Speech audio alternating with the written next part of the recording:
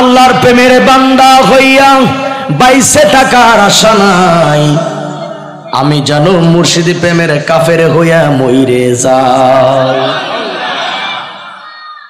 ইমান আছে না গেছে? জোরে কোন আছে না গেছে? পরেরটা কি বলে শোনেন, পাগল কত প্রকার দেখেন। কয় এই জগতে কাবা ঘরের, এই জগতে কাবা ঘরের খাদেম হইতে আমার কোনো আশা নাই, এই জগতে কাবা ঘরের খাদেম হইতে আমার কোনো আশা নাই, আমি যেন পীরের বাড়ির পায়খানাতে ডিউটি ভাই।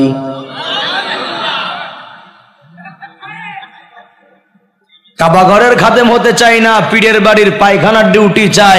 আর আমি আমার ভাষায় বলি, যারা কাবা ঘরের খাদেম না হয়ে পীরের বাড়ির পায়খানার ডিউটি চায়, আমার মনে হয় ওরা মাঝে মধ্যে পীরের পায়খানা খায়। কথা ঠিক না? এই গেল দুইটা। 3 নাম্বার রাখছর চট্টগ্রাম থেকে বলতেছে, কই আমার তরিকার ভাই, আমার মরণ বেলায় ঢোলবাসি বাজায়। কি বোঝেন না আপনারা? সুবহানাল্লাহ কোন হবে? আমার মরণ বেলায় ঢোলবাসি বাজায়। ওরে ইসমে আজম গাউসুল আজম, ইসমে আজম গাউসুল আজম পড়িয়া শোনায়, আমার মরণ বেলায় ঢোলবাসি বাজায়। চিৎকার দিয়ে বলেন নাউজুবিল্লাহ। এইগুলা বললে বিশ্বাস করলে ইমান থাকবে না, ভাগবে। জোরে বলেন। 4 নাম্বার সূরা আবার বলতেছে, কই জীবন মরণ সপেছি যবে ল্যাংটা বাবার প্রেমে পড়েছি। গান বানাইছে, মানে সুরে সুরে গান বানাইছে, মানুষ সামনে পাগল হয়। এরকম ঢোল নিয়ে করলো, ওই খবর দিল। ওইটাই তো কইতেছি, কারণ যেখানে অন্ধকার সেখানে আলো থাকবে। কথা ঠিক কিনা? এই দেখছেন তথ্য বের করে দিয়েছে, মানুষ মরার পরে ঢোল বাজিয়ে বাজিয়ে কবর দিয়েছে। আমরা অবশ্য প্রতিবাদ জানিয়েছি, কিন্তু যদি সাংবাদিক আর প্রশাসন আর যদি বাংলাদেশ হযরত শেখ হাসিনার কিছু লোকেরা যদি ওনার প্রতিবাদ করত, তাহলে এই অবস্থাগুলো বাংলার জমিনে থাকতো না। কথা ঠিক কিনা? পাগল দেওয়ানা হয়েছি যবে ল্যাংটা বাবার প্রেমে পড়েছি, দেহ মন প্রাণ সঁপে দিয়েছি। পাগল দেওয়ানা হয়েছি যবে কেল্লা বাবার প্রেমে পড়েছি। চিৎকার দিয়ে বলেন নাউজুবিল্লাহ। পীরের নামে ল্যাংটা পীর, আমি এই তথ্যটা আজও বুঝলাম না। মুসলমানের গিরের উপর কাপড় উঠানো হলো কবিরা গুনাহ। কথা কন না কেন? আর টাকনুর নিচে কাপড় পরাও কবিরা গুনাহ। মা আসফালা মিনাল কাবাইনি মিনাল ইজারি ফিন্নার। নবীজি বলেন, টাকনুর নিচে পায়জামা লুঙ্গি প্যান্ট শার্ট পরা কবিরা গুনাহ, আর গিরের উপরে কাপড় উঠানো কবিরা গুনাহ। তা পীর যদি হয় ল্যাংটা, তো মুরিদ তো ডবল ল্যাংটা। কথা ঠিক কিনা? জোরে বলেন। ও ভাই, বিশ্বাস করেন এই ভণ্ডামিগুলো আমরা ওয়াজ করে দূর করতে পারবো না। তবে হ্যাঁ, আমাদের বলার দ্বারা কিছু জনগণ সতর্ক হচ্ছে, এটা ঠিক আছে। তবে এগুলি দূর হবে তখন পার্লামেন্ট থেকে এদের বিরুদ্ধে আইন তৈরি হবে। যখন পুলিশকে যদি বলে দেয় তোমার এলাকায় এগুলি হতে দিবা না, ওসি সাহেব ঘোষণা করে দিবে ইনশাআল্লাহ একটা মহল্লার মধ্যেও গাঁজাখোরের বাচ্চারা গাঁজা টানার সুযোগ পাবে না। কথা ঠিক না? বলেন। আমি আপনাদের একটা তথ্য দিয়েই মূল কথায় যাচ্ছি। দেখেন, গাঁদা খাওয়া, মাজারে নাচানাচি, হাই হোসেন করা, এগুলি করার মধ্যে ইসলামের কোনো ফায়দা নাই, এগুলির করার মধ্যে কিচ্ছু নাই। অবশ্যই এই ভণ্ডরা গান তো নিজেরা গাইছে, এমনকি বড় বড় অলি আউলিয়া যেমন খাজা মঈনুদ্দিন চিশতি, আব্দুল কাদের জিলানী, এদের বিরুদ্ধেও তারা তহমত লাগাইছে, এরাও নাকি গান গাইছে। এমনকি তারা বেলালকে পর্যন্ত গানের গায়ক বানাইছে, এমনকি তারা বিশ্বনবীরও গানের গায়ক বানাইছে। নাউজুবিল্লাহ পড়েন। ওই যে আরেকটা গান শোনেন নাই? কই আকাশটা কাঁপছিল কেন, জমিনটা নাচছিল কেন, বরফের ঘামছিল কেন, সেই দিন সেই দিন গান গাইছিল খাজা যেই দিন। একটা তাজা মিথ্যা কথা। গোলাম ফকির এই যে চিন্তা বানাইছেন, একটা তাজা মিথ্যা কথা। উসমান হারুনি খাজা মঈনুদ্দিন জীবনেও কোনোদিন গান গাই নাই, তথ্যটা খালি আপনাদের শোনাই যাচ্ছি। উনি অলি হলো কেমনে? যারা অলির নাম নিয়ে নাচানাচি করে, ফালাফালি করে, এই কথাটা তাদের জন্য একটা জুতার মতো কাজ করবে। দিলের কান্দে শোনেন, খাজা মঈনুদ্দিন অলি হইল কেমনে? 90 লক্ষ হিন্দু উনার হাতে হাত দিয়ে কালিমা পড়ে মুসলমান হয়ে গেছে। কত লক্ষ? 90 লক্ষ হিন্দু তার হাতে কালিমা পড়ে মুসলমান হয়। খাজা মঈনুদ্দিন ছিল 30 পারা কোরআনের হাফেজ। সুবহানাল্লাহ বল। আজ সারা পৃথিবীর ভিতরে 6 কোটি হাফেজ। আলহামদুলিল্লাহটা জোরে কর, শুনলে খুশি হবেন। 6 কোটি হাফেজের ভিতরে আমার বাংলাদেশের হাফেজ হলো 1 নম্বর। এই বছরের কথা বলতেছি, দুবাইয়ে প্রতিযোগিতা হয়েছে, 1 নাম্বার, 2 নাম্বার, 3 নাম্বার, 3 জনই বাংলাদেশের। আলহামদুলিল্লাহ পড়বেন না ভাইরা আমার? তথ্যটা দিয়ে যাই, যারা মারেফাতের দজাদরি আছেন, লালন ভাইয়ের মুরিদ যারা আছেন, জাদি গেল তোর যা দুনিয়াতেও গেছে, আখিরাতেও যাবে। কথা ঠিক কিনা ধরে বলে? খাজা একদম সংক্ষিপ্ত আকারে বলছি, আনিসুল আরওয়া থেকে কিতাবের নাম, যারা ওলামায়ে কেরাম যারা পড়াশোনা করেছে তারা জানে। উসমান হারুনি হচ্ছে খাজা মঈনুদ্দিনের উস্তাদ, তার আমির, তার নেতা। একদিন এশার নামাজ পড়ে বলতেছে, আপনারা কয়জন মুসল্লি নামাজ পড়েছেন? তো গুনে গুনে দেখে যে 18 জন মুসল্লি। কতজন মুসল্লি? 18 জন। উসমান হারুনি বলতেছে, এই 18 জন যদি আমার পিছনে ফজরের নামাজ পড়েন তাহলে আমার সাথে জান্নাতে থাকতে পারবেন। আসলে উনি তো জান্নাতের মালিক না, কিন্তু মুসল্লির টেস্ট করার জন্য বলেছে।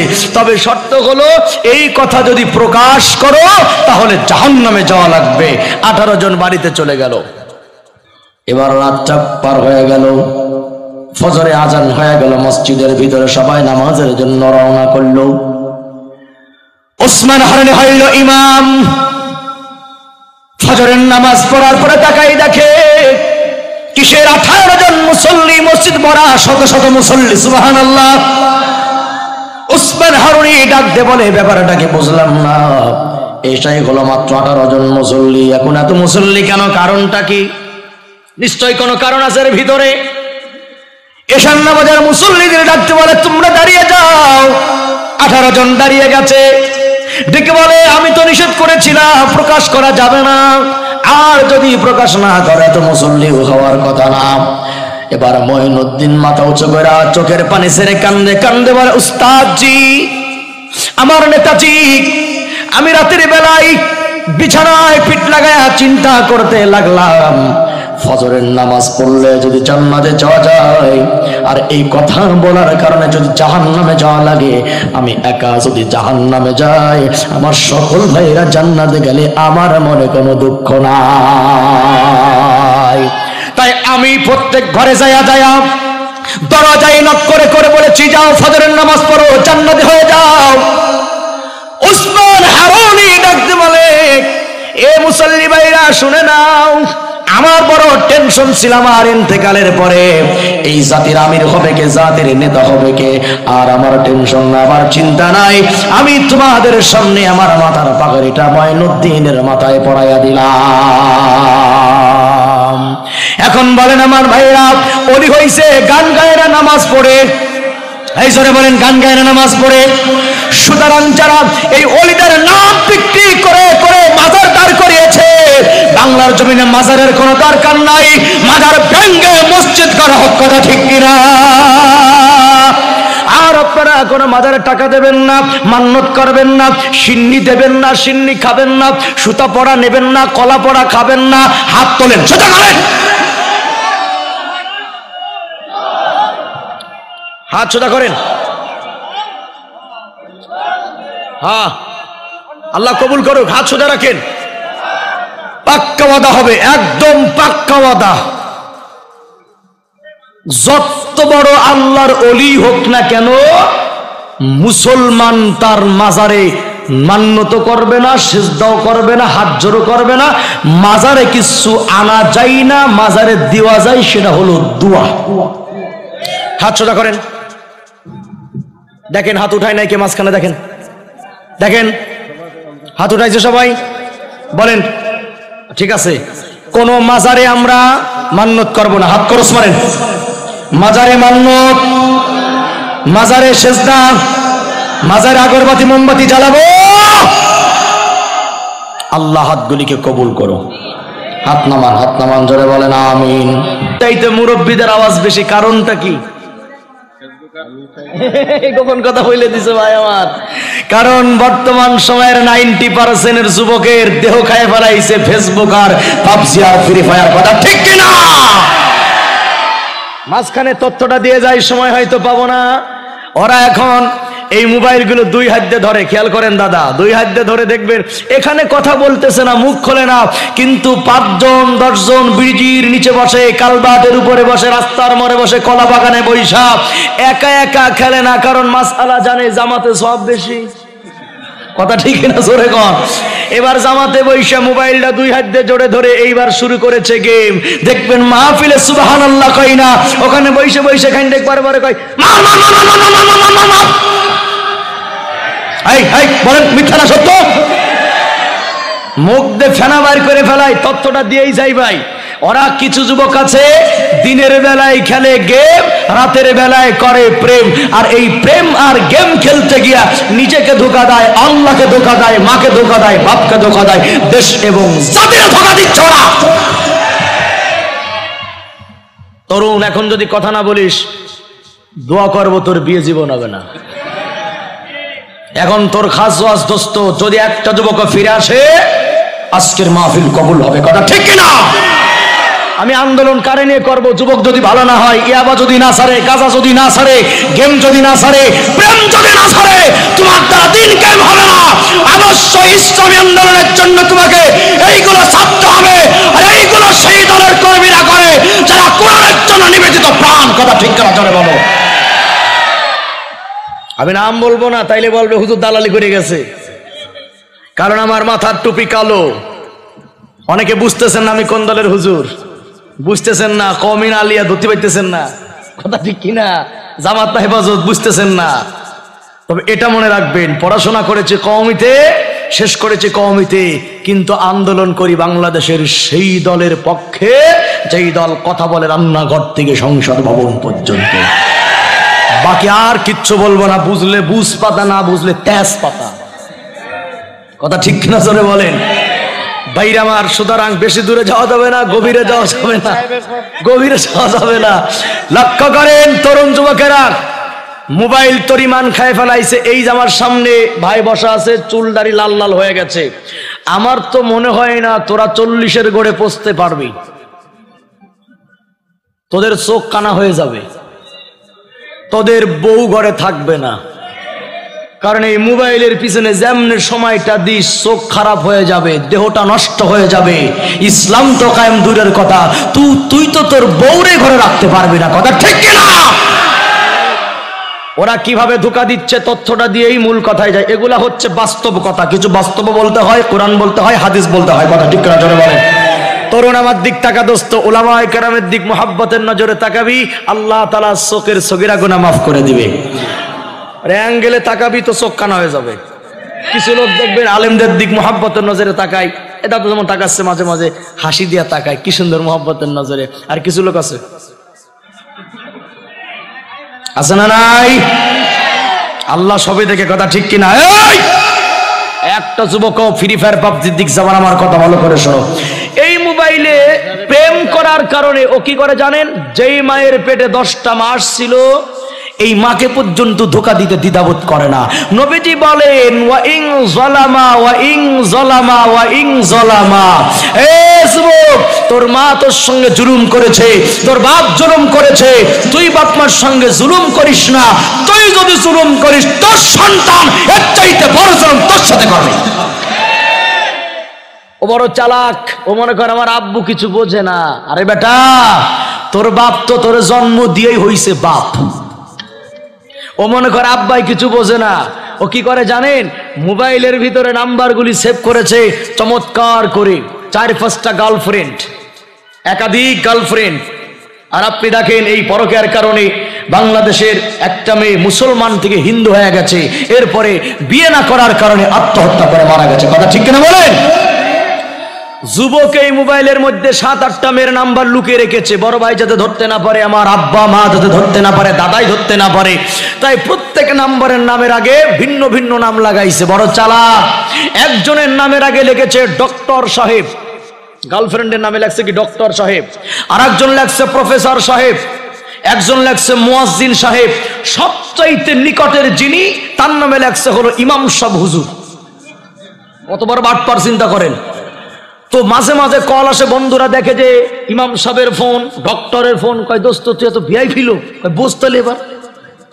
হঠাৎ করে একদিন ফোনটা মার হাতে পড়ে গেছে, মা দেখে যে নাম্বার হলো ইমাম সাহেব হুজুরের। মা চিন্তা করলে একটা মাসআলা জানা দরকার, ফোনটা রিসিভ করে মা সালাম দেয়, আসসালামু আলাইকুম ওয়া রাহমাতুল্লাহ, হুজুর ভালো আছেন?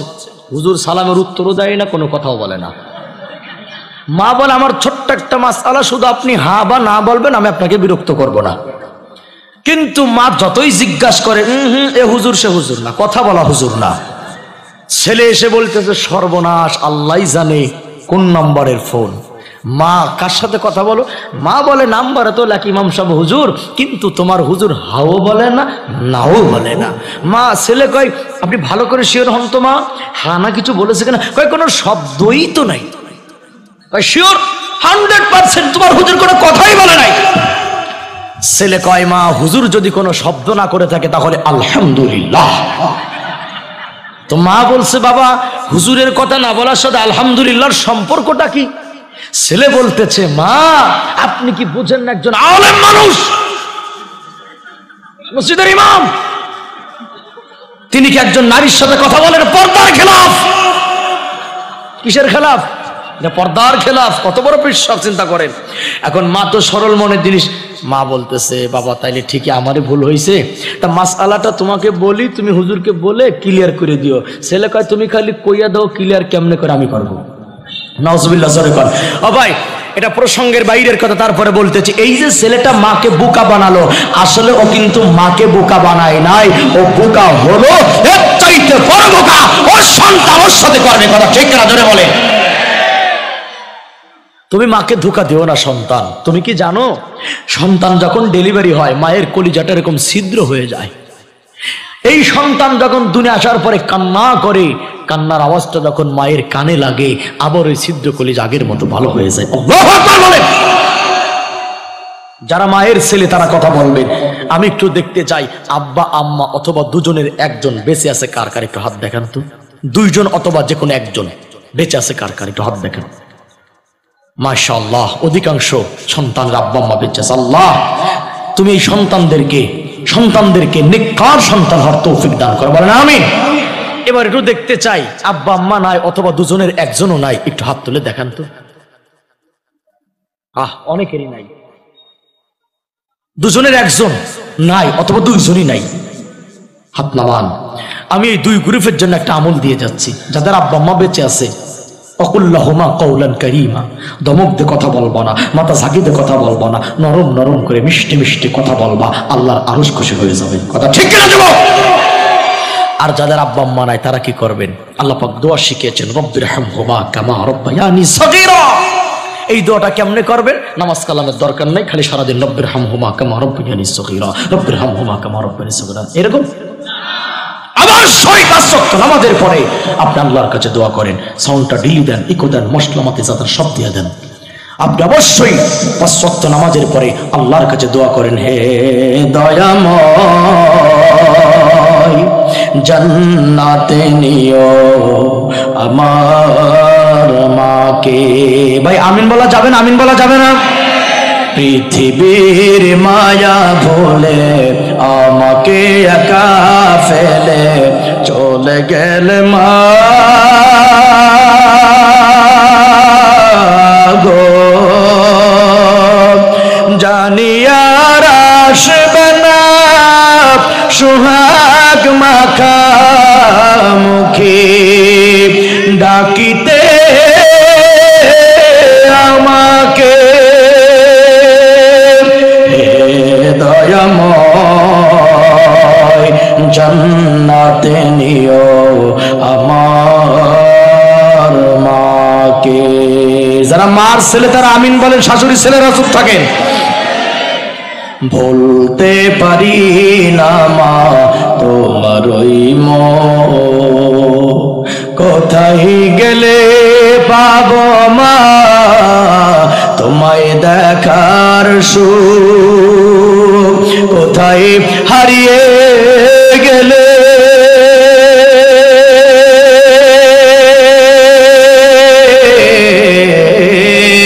কোথায় হারিয়ে গেলে রেখে আমাকে।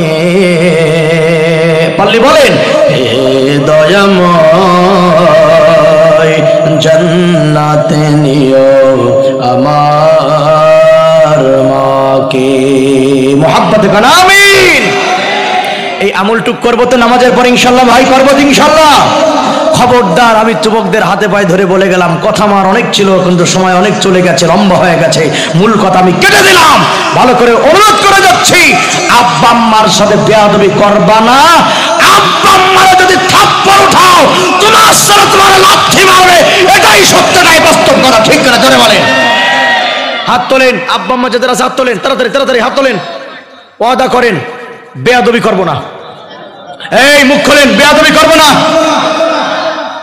আল্লাহ তুমি নেককার সন্তান তৌফিক দান করো, আমিন।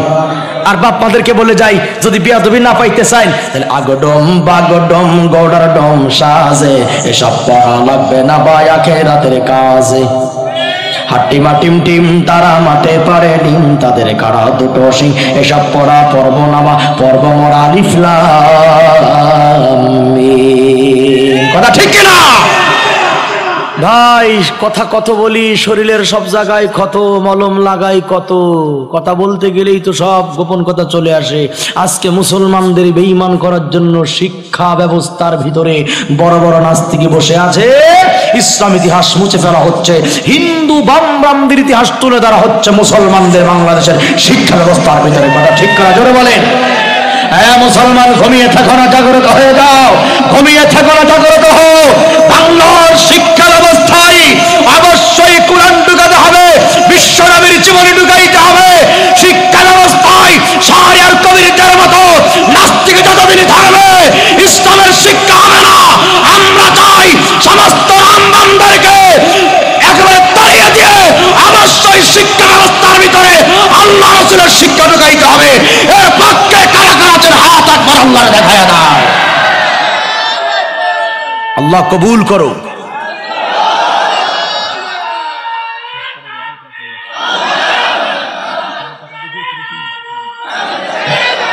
আরে জোরে।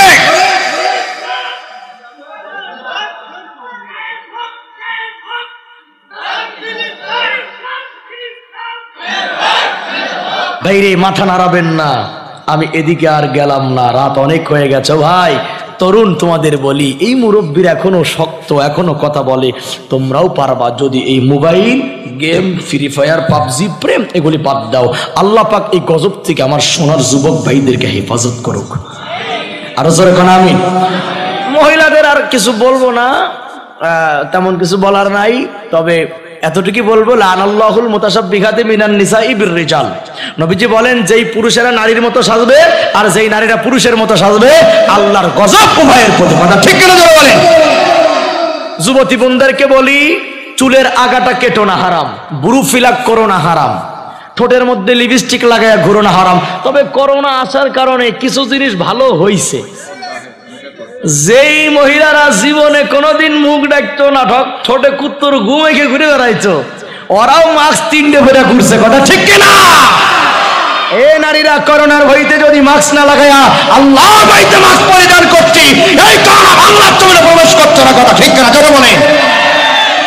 মাঝখানে ঢাকাতে কিছু যুবতীরা স্লোগান দিয়েছিল, দেহ আমার, শরীর আমার, পোশাক আমার, সময় আমার।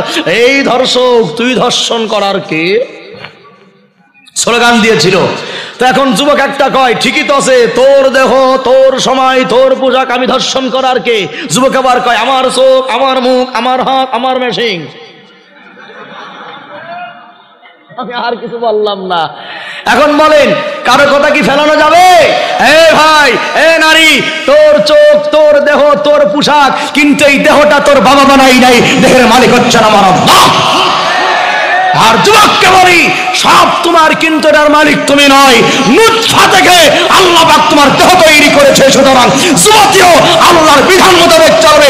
ইউদনিনা আলাইহিন্না মিন জালাবিবিহিন্না, যুবকও আল্লাহর বিধান মোতাবেক চলবে, তাহলে ইফটিজিং হবে না, এই দেশে ধর্ষক হবে না। কথা ঠিক কিনা? কথায় কথা আসে, ধর্ষণ বন্ধ হবে না, কারণ যারা ধর্ষণ করে তারা জানে আমাকে বাঁচানোর জন্য বড় ধর্ষক উপরে বসে আছে। ওই উপরে না মিয়া, ওইটা বুঝছেন না বা। এই দেশে চুরিয়ে বন্ধ হবে না, কারণ ছোট ছোট তেল চোর গম চোরেরা জানে আমি ধরা পড়লে বড় চোর চেয়ার নিয়ে বৈশাখ আমাকে বাঁচানোর জন্য। কথা ঠিক কিনা? তবে সব বাতিলের অবসান হবে। ওয়াতাসিমু বিহাবলিল্লাহি জামিয়া, এই কালো টুপি, ধলা টুপি, লাল দাড়ি, কালো দাড়ি, আলিয়া, কওমি, জামাত, হেফাজত, তাবলীগ, পাবলিক সব ভুলে গিয়ে যদি আমরা একটা সপ্তাহের জন্য এক জায়গাতে দাঁড়াইতে পারি, আমার দিলের বিশ্বাস, একেবারে 100% বিশ্বাস, এক সপ্তাহ দিনের জন্য যদি জামাত, হেফাজত, তাবলীগ, চরমনাই, আলিয়া, কওমি যদি এক কাতারে দাঁড়াইতে পারি, আমার বিশ্বাস এক কাতারে তাই আমরা যদি হাতে হাত থেকে যদি হুঙ্কার ধরি, বক্তব্য দেয়, আন্দোলন করি, বাংলার জমিন থেকে ভারত আমেরিকার পাঁচটা কুত্তারা পালাবে, পালাতে বাধ্য হবে, বাধ্য হবে, বাধ্য হবে। কথা ঠিক কিনা? কিন্তু আমাদের ঐক্য নাই তো, আমাদের ভিতরে একেবারে ঐক্য নাই। হাজার দল তো ভালো মিয়া, এক এক পীর খানখানে বসে আছে, পীর সাহেব নিজের মতাদর্শের উপরেই অটল। ওই দলের আকীদা ঠিক নাই, ওই দল এই করে সেই করে, এ সমস্ত ফতোয়া দিয়ে দিয়ে আজকে জাতির মাঝে ভাগ ভাগ পিস পিস হয়েছে। কথা ঠিক কিনা? ভাইরা দোয়া করেন আল্লাহ যেন আমাদের এক হওয়ার তৌফিক দান করে। বলেন না মহব্বতে কোন আমিন। বন্ধুগণ আমার, অনেক দূরে চলে আসছি মূল কথা ছেড়ে। ও ভাইরা, সুতরাং এই সমস্ত যুব সমাজকে বলি, এই গেমগুলা, ফ্রি ফায়ার গুলা খেলবো না ভাই। বেঁচে থাকবো তো ইনশাল্লাহ। ও তরুণ, ও যুবক, কথা বলো, বেঁচে থাকবো তো ইনশাল্লাহ। তোমার উপকার হবে, তোমার শরীর ভালো থাকবে, চোখটা ভালো থাকবে, কানটা ভালো থাকবে। এগুলি করো না, আল্লাহ তোমাদের হেফাজত করুক। বলে আমিন। ভাই আমি সব কথা ছেড়ে দিলাম, ফিনিশিংটা দিয়ে দেই। জাহান্নামের ভিতরে জাহান্নামের আল্লাহ রেখে আল্লাহ দুনিয়ায় পাঠাও। আল্লাহ কয় না, কোরআন গিয়েছে, হাদিস গিয়েছে। কি করেছিলে? নবীদের গালি দিয়েছিলাম। প্রত্যেক জামানায় নবীদের গালি দিয়েছে, প্রত্যেক জামানার আলিমদেরকেও এই জামানার কাফেররাও গালি দেয়। আল্লাহ পাক নূহও পাঠালেন তেমনি করে তাওহীদ প্রচারের জন্য। লাকাদ আরসালনা নূহান ইলা কওমি ফাকালা ইয়া কওমি ইবুদুল্লাহ মা লাকুম মিন ইলাহিন গায়রু। নূহ গিয়া কইলো, হে আমার দেশের লোকেরা, তোমরা এক আল্লাহর গোলামি করো, দেবদেবী ছেড়ে দাও, মূর্তি ছেড়ে দাও। জাতির ভিতরে যারা ছিল নেতা, তারা দাঁড়ায় কয়, ওরে নূহ তোর কত বড় সাহস, তুই এক আল্লাহর গোলামির কথা বলিস। ক্বালাল মালাউ মিন কওমি ইন্না লানারাকা ফি দালালিম মুবিন। এই নূহ, তুই তো গুমরা, আমরা দেখতে পাচ্ছি তুই গুমরা হয়ে গেছিস। নাউযুবিল্লাহ। পড়েন ভাইরা, আয়াতের শিক্ষা অনেক। মূল কথা, নূহ নবী যেমন জাতির দাওয়াত দেওয়ার কারণে গুমরা হলো জাতির নেতাদের কাছে, এই জামানাতে আলেমরা যখন জাতির বেঈমানদেরকে দাওয়াত দেয়, এই জাতির মধ্যে যারা বাটপার, সিটার, বেঈমান, যারা কুফর করে, যারা শিরক করে, যারা, তারাও কিন্তু আলেমদেরকে কোনো না কোনো কায়দায় উগ্রবাদী, জঙ্গিবাদী বলে হামলা মামলা, আপন বউকে ধর্ষিতার আসামি করে তারা জেলখানার ভিতর ভরে রাখতেছে। কথা ঠিক না? জোরে বলেন। সবকিছুর বিচার করবে কে? জোরে বলেন, কে করবে? নূহ নবী বলে দিলেন, ওয়ালাকিন্নী রাসূলুম মির রাব্বিল আলামিন, আমি কোনো গুমরা নই, আমি আল্লাহর পক্ষ থেকে এসেছি, যিনি तमाम জগতের মালিক, তিনি আমাকে রাসূল বানিয়েছে। ভাইয়ার আমার, নবীদের দাওয়াত ছিল যে তাওহীদ, আমাদের দাওয়াতও সেই তাওহীদ। কিয়ামত পর্যন্ত তাওহীদের বিপক্ষে থাকবো না পক্ষে থাকবো? যতদিন বাঁচবো তাওহীদের বিপক্ষে না পক্ষে থাকবো? আসুন আজকের মাহফিল থেকে আমরা ওয়াদাবদ্ধ হয়ে যাচ্ছি। এখন একটা লোক মাথা নাড়াবেন না, ওয়াদাবদ্ধ হয়ে যাচ্ছি। তাওহীদের পক্ষে নবীরা ছিল, তাওহীদের পক্ষে সাহাবীরা ছিল, তাওহীদের পক্ষে দেশের মুফাসসির আলেম উলামা আছে। আজকের মাহফিল থেকে শেষবারের মতো হাত দেখতে চাই, তাওহীদের পক্ষে, আলেম উলামার পক্ষে, দ্বীনের পক্ষে আমরা থাকতে রাজি। কারা কারা হাত? আল্লাহ। কিসের? ও আচ্ছা, হাত সোজা করে রাখেন। হবে হবে ইনশাল্লাহ। আগে তো বলবেন না। ও ভাই, এই ওয়াদাটা রাখতে পারবো ইনশাল্লাহ? আপনারা বাতিল, জাহেল আর আলেম, জালিমার আলেমদের চিনে নেবেন। হ্যাঁ ইনশাআল্লাহ। আল্লাহ আমার সোনার ভাইদেরকে তুমি হাক্কানি দল চিনার তৌফিক দান করা। আমিন। বসেন। একটা লোক মাথা নাড়াবেন না। আমি কোনো কালেকশন করব না, কালেকশন তো হয়ে গেছে। তবে আমি শুনেছি, দেখি নাই, যে আমাদের প্রধানমন্ত্রী, আমাদের মা জননী নাকি প্রতিদিন 5 ওয়াক্ত নামাজ পড়ে। এরপরে সকালবেলা কোরআন তেলাওয়াত না করে কাজে হাত দেয় না, সুবহানাল্লাহ পড়বেন না ভাই?